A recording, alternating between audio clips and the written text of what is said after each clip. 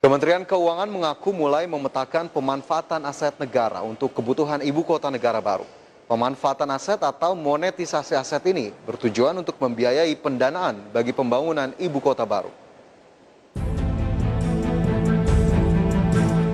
Kementerian Keuangan memastikan telah memulai proses pemetaan pemanfaatan aset negara di Jakarta sebagai bagian dari perencanaan pemindahan ibu kota negara ke Kalimantan Timur.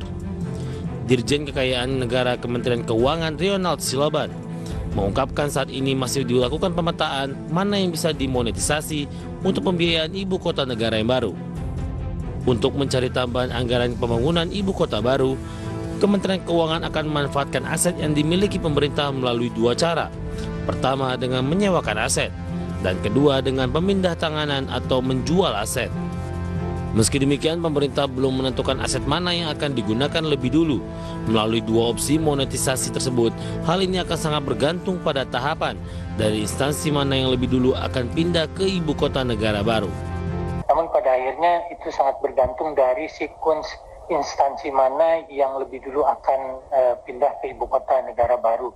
Sehingga nanti kita bisa memiliki rencana terhadap monetisasi.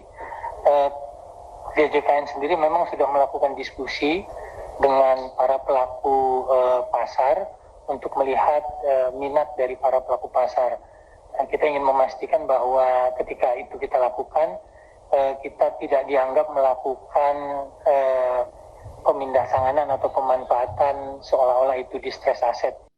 Pemerintah memprediksi pembangunan ibu kota negara akan makan biaya sebesar 466,98 triliun rupiah. Kebutuhan anggaran tersebut akan dipenuhi dari APBN, skema KPBU, dan pendanaan dari badan usaha. Jakarta, Raharjo Patmo, Adexchen.